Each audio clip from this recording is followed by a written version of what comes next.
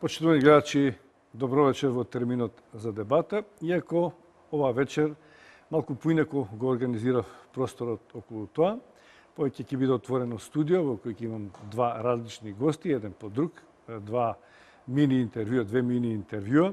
Се разбира, ќе говориме за можностите за одржување избори, како тоа може да се изведе, ќе има или ќе нема, бидејќи ситуацијата се чини дополнително се комплицира, иако 5 јуни закажаниот термин е пред нас.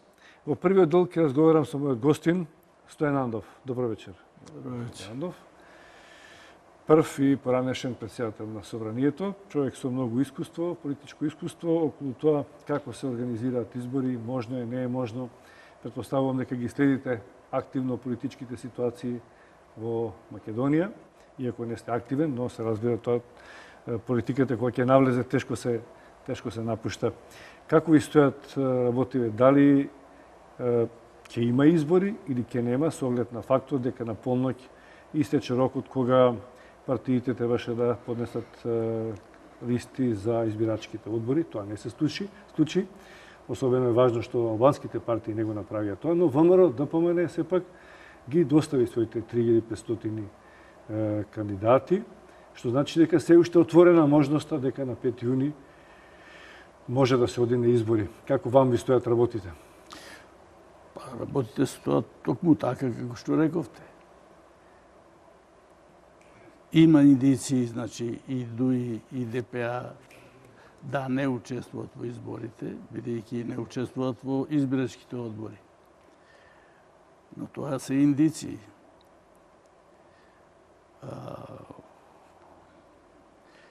И нормално е, сепак, доволни индиции да се заклучи дека тие нема да учествуваат на изборите на 5 јуни.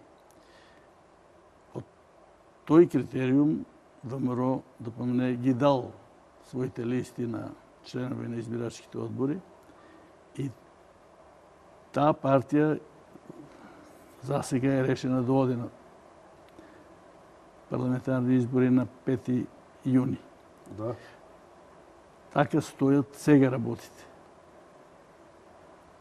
Има ли можност да се промени нешто до тогаш, со оглед на фактот дека сите велат, па дури и ДУИ која не даде своји листи во избирачките одбори, вели таа празнина може да се пополни од редовите на државната и јавна администрација, не е неопходно да бидат партиски членови, и како да оставаат можност како нешто да се случува што ние можеби не го знаеме, дека се одржуваат некои контакти меѓу. Затоа викам, ова е само индиција за ДУИ и ДПА. Само индиција е тоа што сега, како да и тие се оградуваат од изборите и изборните резултати. Сами не одат во утврдувањето, не учествуваат во утврдувањето. Како партии. Инаку, не знам дали Груевски ќе се реши да оди на избори, учествувале ДУИ и ДПА или не учествувале, ако не учествува и опозицијата. При тоа мислам на опозицијата. Пред се СДС и другите опозициони партии кои се вистинска опозиција. Така да такви избори се сомневате дека можеби нема да отидат на избори. Се говори во јавноста дека тие се подготвени. Кои? За ВМРО ДПМН велите дека тие тврдат дека ќе одат, ама мислам оти за нив е многу помудро да не идат и да седнат да се договорат. Мислам оти сега што тие уште инсистират и вечерва дека ќе одат на избори, па сега треба некој да понуди нешто што ќе отстапи за тие да не идат избори, тогаш целата работа им е пазар. Па тоа е барањето компромис, нели така се вели тоа? Тоа така тие го разбират компромисот. Тогаш го барат компромисот. Компромисот меѓу овие четирите партии е направен и запишан во Пржинскиот договор. Се покажа дека слаба точка во тој Пржински договор е датумот на изборите. И за тоа дојде нужно, неопходно да тој датум се одложи, тогаш да се одложат изборите. И сега е истата работа. И слаба точка е датумот, што е утврден датумот. Се друго во Пржевскиот договор има една смислена транзиција. Тоа е логиката на транзиција. Меѓутоа, кога ќе се утврди датум, како што го утврди на 24, а потоа на 5 јуни, на 24 април, тогаш на ВМРО да помене. На Груевски не му одговара да се спроведува рамковниот договор, Пржевскиот договор до тогаш, да даде резултати некои во опаѓањето на неговиот углед, сигурноста, големите промашаи негови, криминализацијата на општеството што е спроведена, растурањето на институциите, отимачината на медиумите и така натаму, тие сите работи не се спроведува. И затоа обратно сега треба се работи. Сите тие важни работи што се напишени во рамковиот договор треба да се спроведат и тогаш да се утврди датум за избори. Господин Андов, да гледаме реално. Ако сите се сложуваат, и опозицијата, и власта, и меѓународниот фактор, дека кризата треба што поскоро да се реши, затоа што се заканува да предизвика и економска, и безбедности реперкусии, тогаш е нужно да има некој рок што побрзо од неа да се излезе. Ако се тоа изборите, кои што го утврдиле сите 4 партии како термин, значи тоа е начинот по кој што, да речеме, владачката партија се однесува. Значи, се разбира дека изборите ќе бидат крај на кризата. Нема завршување на кризата, нема завршување на транзициониот период без избори. Тоа е сигурно така. Меѓутоа, однапред утврдениот датум на изборите ги охрабрува сите оние кои се против промени во општеството, кои се против искривувањето на целиот општествен, политички и економски систем во државата. Значи, тие што се против тие промени кои се неопходни на државата и на населението, им одговара да можат да ги саботират до утврдениот датум за избори. Тоа и го направија. Видите, единствен вака позитивен елемент од сите други што беа, што е договорено во Пржино, е основањето на специјалното јавно обвинителство. Видите, вие во општеството, сега, во пропагандата, во настапите, во обидите да се оневозможи, каква акција се води да се оневозможи тој орган да работи. Од кочење од судовите, со кои мора да работи и преку кои мора да работи, преку совет на обвинители и обвинителство, кое сега пак се јавува за случајот со покојниот Коста Крпач, па преку дневната и секојдневната упорна кампања која се врши против него, целиот оној медиумски простор кој е 80% во државата под команда на Груевски и неговата компанијата. Сите тие покажаа дека единствената точка, светла точка во спремноста да се нешто промени, кога гласаа и за законот, и за овозможија и обвинителката да биде јавната обвинител, па она да се одбере и така натаму. Сите тие работи ги... Потоа се направија тоа да не успее. Друго ништо нема успешно изведено. Единствено второ е изведено успешно, се вратија пратениците на СДС, на опозицијата. А тоа ништо не придонесе. Еве се покажа дека целата шема на оние, како ги викат, дополнителни министри и ова, фактички е одма изложена на блокади. Еве се покажа дека точно е тоа, министерот е во оставка за внатрешни работи, например, во оставка и другата министерката, и таа е од труд и социјала во оставка. Меѓутоа, тие морат да вршат работа, да вршат функцијата, по уставот е тоа така, се додека собранието не ги разреши. А сега се најде некој заменик овде, онде, си ја зеде функцијата на министер. Нити го избрале некој тамо, нити може да биде тој министер. А тоа е кривично дело, тоа е узурпација на функција. Сега, значи, затоа сега и уопште ако се седне да се разговара на опозицијата и советувам дека прво треба да се обезбеди да не се продолжи оваа фарса што се праве со џамите, спроведуваме Бршински договор, а го спроведуваме како кучето кога се брка во пашката своја. Се исто да остане. Што препорачувате? Препорачувам прво изборите да се поништи одлуката, да се отповика одлуката за избори на 5 јуни. Тоа е прво што треба да се направи.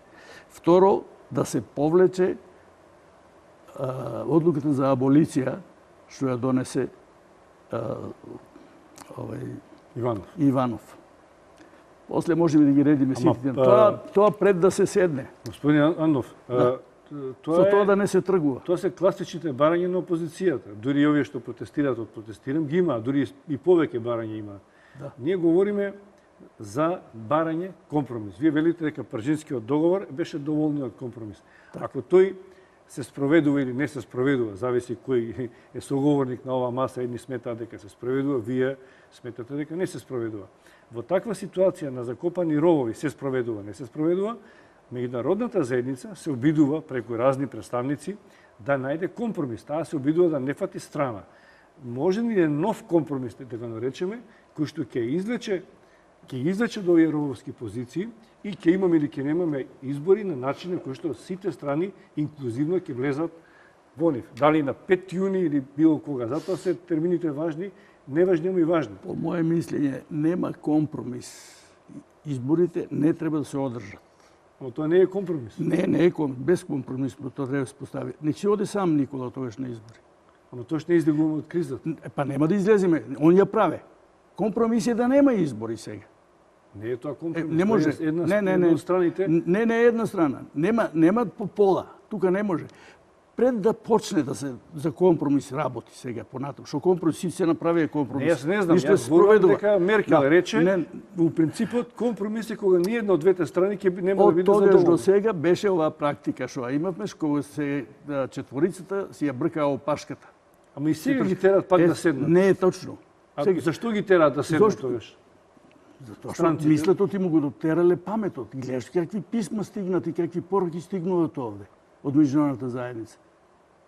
Зошто си ги толкувате така, работите во однос на меѓународната заедница? Па ќе ни казнаат, бре, луѓе.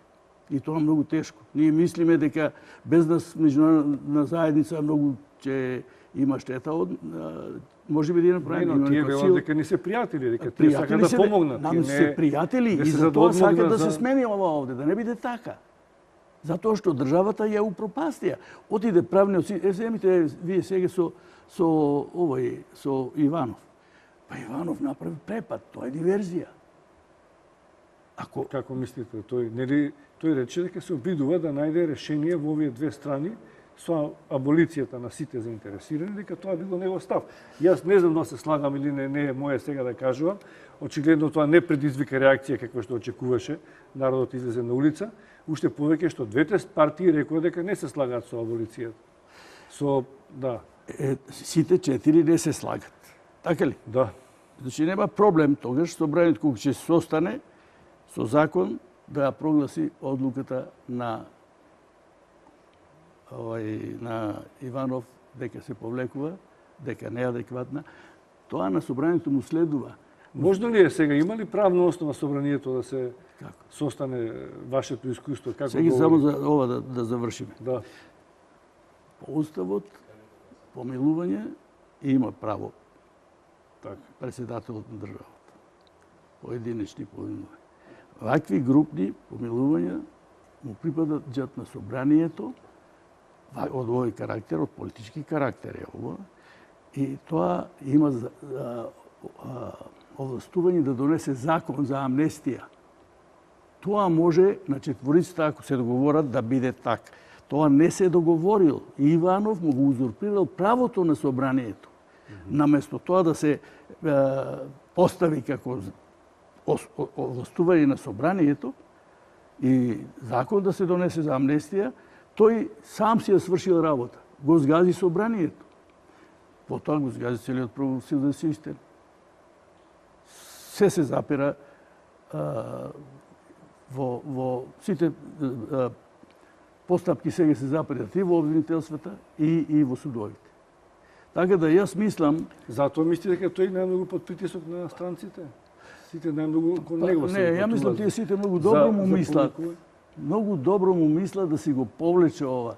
Заради тоа што тој мора да е свесен оти направи диверзија у државата и оти кога тогаш, ако не се најде брзо разумно решение, тој сам да инициира да го повлече тоа, кога тогаш тој ќе одговара за велепредавство. Ќе му се суди нему. Ова е газење и преку и врз парламентот. Не оди таа работа така.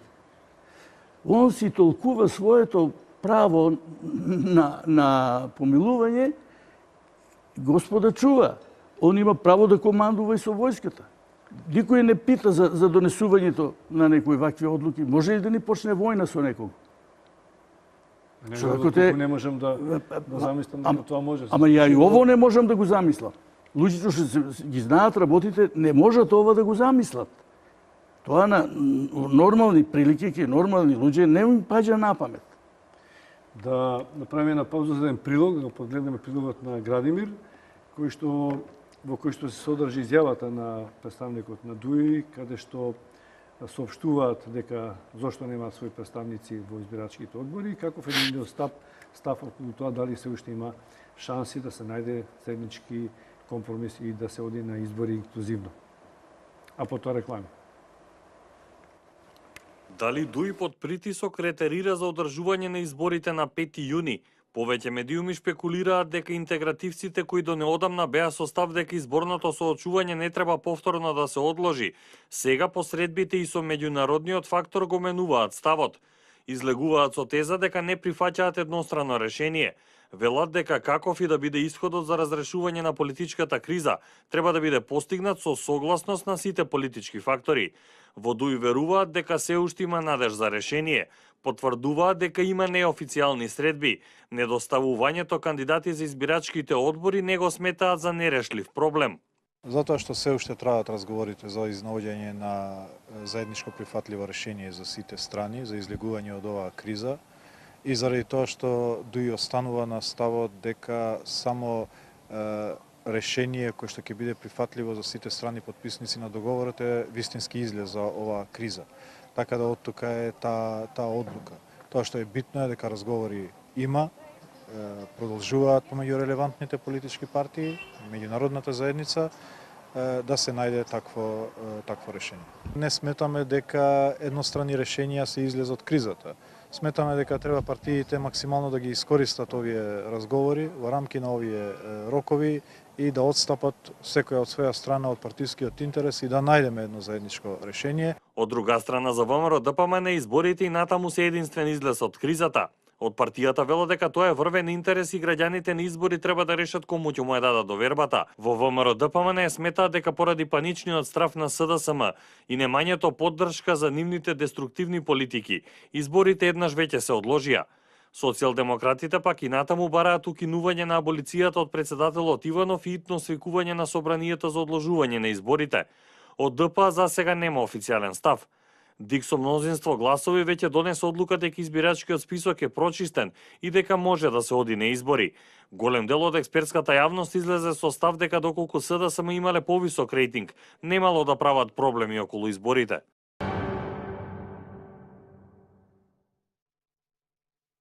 Повторно во отвореното студио на ТВ Нова разговараме со мојот гостин, господин Стојан Андов. Господин Андов, некои од правниците, аналитичарите сметаат дека дури да се сака да се одложи терминот 5 јуни за избори, дека тоа е правно малку неможно и неиздржано затоа што собранието е распуштено, парламентот е распуштен и не постои основна, барем за сега, правна основа тоа да се состане. Дали е тоа така? Како вие гледате на ова од вашата пракса Можно или не? Парламентот е распуштен за да се закажат, да се одржат нови избори. Парламентарни избори. Ако нема услови да се одржат нови парламентарни избори, треба да се донесе одлуката која се откажува распуштањето на парламентот и парламентот нормално ќе си работи. Можно ли тоа? Како не може? Како нема правна основа?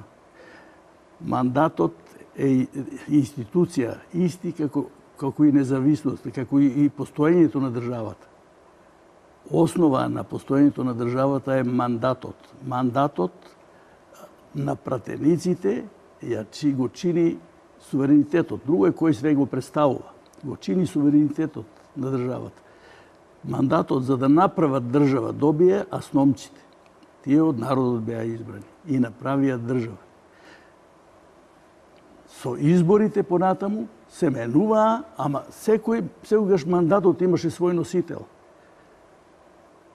Пратениците имат мандат се додека на новите избори не бидат избрани нови пратеници и не е верификуван нивниот мандат, тогаш и тој мандат истиот таму оди. Нема други мандати. Тоа е мандатот. Според тоа, кога ќе се поништи одлуката на собранието за одржување избори, собранието нормално работи. А одлуката на собранието треба да се поништи по објаснување дека фактички таа одлука води во криза, во уште подлабока криза и е вонредна ситуацијата. Но член 63 нели вели само ако има војна или криза? Има криза, а ќе направиме ли војна? И тоа ли чекат сега? И војна да се направи. Па да седнат да ја поништат одлуката за избори. Криза има. Не е тоа само временска непогода кризата. Или земјотрес. Може би Уставот не го предвидува тоа. И може и преку Уставот да се реши преку Уставниот суд. Како Уставен суд. А Уставот има ли можност? Уставниот суд го подбусне овој. А Уставот дозволува за тоа што мандатот го задржува на пратениците. Тие имат мандат да одлучуваат и за тоа како ќе се одржи изборите. Како што одлучија дека можат, како можеа 3 месеци пред да се распушти собранието, реално, да се донесе одлука за распуштање, а не може 1 месец од кога е донесена таа одлука да се отповика одлуката. Како е тоа можно? Тие се еластични толкувања што они прават. Кој измисли дека е можно да се донесе одлука за распуштање на собранието со одложено дејство? Каде го пише тоа? Така да тие се повикува на Уставот. Јас не сум експерт по уставно право, не сум професор. Да, ние го правевме Уставот. Јас ја водев комисијата. Значи, комисијата секој амандман, секој предлог по 10 пати ми мина низ раце. Точно знам што сме намеравале и што значи тоа и какво е решението. Ово се измислици дека не знам кој дал толкување, некој Уставен суд. Мавни го бре тоа, не може Уставниот суд со своја одлука да ги поништува мандатите на пратениците. Не може тоа така. Пратениците имат мандат. Се до новиот мандат, додека некој тој мандат пренесат на новоизбраните пратеници. Треба да си свика собранието Трајко Велјановски, што може побрзо да не се разгоруват работите. Но сепак тој треба да има подршка претходно од партиите кои што го договориле тоа. Веројатно сепак затоа и преговараат. Ние слушнавме изјавата на Бујар Османи од ДУИ дека се уште се преговара, господин Нандов, дека сите се обидуваат да најдат некој решение. Воопшто не гледам за тоа да може да се преговара. Ако за тоа преговарат, тоа е некој пазар. Ајде да го одложиме изборите, а вие откажете се од аболицијата, нека си остане. Па политиката подразбира пазар. Тоа не може, тоа не смее да се прифати. Треба, ама видите, ве молам, опозицијата не смее во таков разговор воопшто да влезе. Не смее да иде да разговара на такви работи. Тоа е многу тврд став, господин Андов. Не е тврд став. Тоа е нормално, тоа е договорено со Пржинскиот договор. Од таму е. Па таму имаше и термин во Пржинскиот договор. Па се покажете и таа грешката, и таа грешка не е грешка, тоа е прифатено. Ами ја прифатија сите грешки.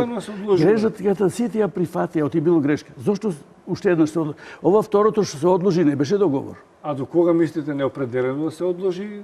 Да, датумот да се... Па тоа може да се пролонгира до безвест, да речеме. Зошто? Не, при тоа, видите, не, никако термин.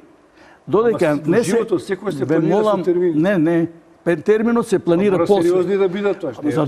Задачите мора да ги исполнат. Замислите, какви килави...